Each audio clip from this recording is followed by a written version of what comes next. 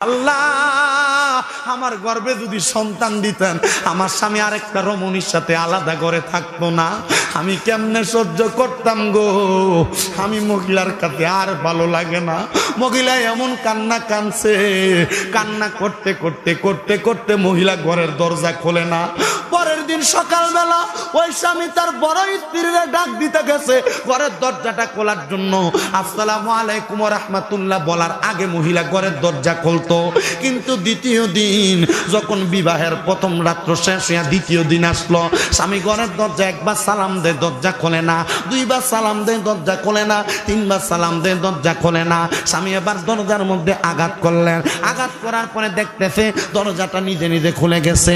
আহারে, স্বামী দূর থেকে ডাকতে, স্ত্রী গো ফজরের নামাজের সময় হয়ে গেছে, এখনো তো তুমি সেজদার মধ্যে পড়া রইছ, একটাবার মাথাটা তুইলা ওঠো না, আমি স্বামী তোমারে ডাক দেওয়ার জন্য আসছি।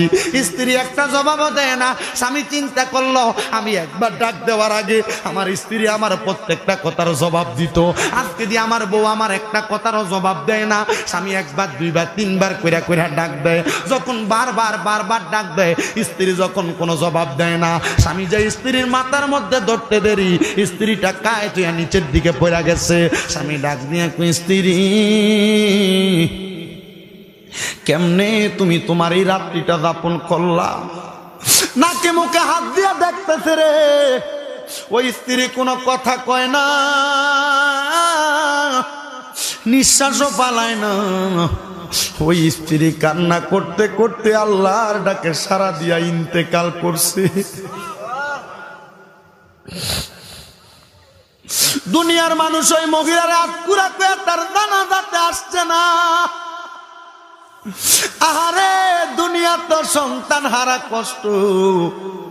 এলাকার মানুষ ইন্তেকালের পরে তার জানাজায় আসে না, এটাও তার বড় কষ্ট।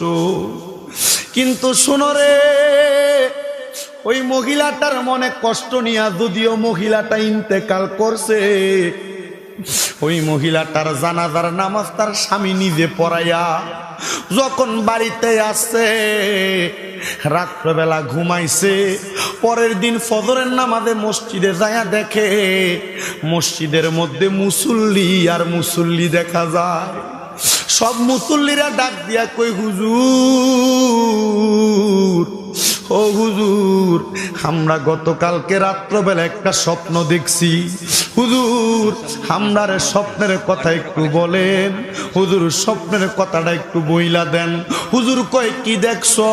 বলে, হুজুর, আমরা গতকালকে একটা অন্যায় কইরা ফালাইছি। বলে, কি অন্যায় করছো রে বাবা? বলে, হুজুর, আমরা আপনার বড় স্ত্রীর জানাজার নামাজ পড়ছি না। বলে, কেন পড়ছো না? বলে, আপনার স্ত্রীর গর্ভের সন্তান হয় না, তারে আমরা অবহেলিত নারী মনে কইরা তার জানাজা পড়ছি না। তো এখন কেন বলো? হুজুর, আমরা গতকালকে রাত্রবেলা স্বপ্নের ভিতরে দেখছি আপনার স্ত্রী জান্নাতের মধ্যে কত সুন্দর সুমহান ছোট ছোট জান্নাতি হুরের সাথে খেলাধুলা করতেছে। বলে, কে দেখছো? বলে, আমি দেখছি। বলে, আর কে দেখছো? পুরা মসজিদের মুসল্লিকে আমরা সবাই দেখছি। তোমরা কি দেখছো?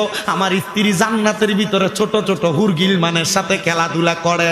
বলে, হ্যাঁ, আমিও দেখছি আপনার স্ত্রী জান্নাতি হুরগিল মানের সাথে খেলাধুলা করে। হুজুর, আমরা কি কোনো অন্যায় করছি না?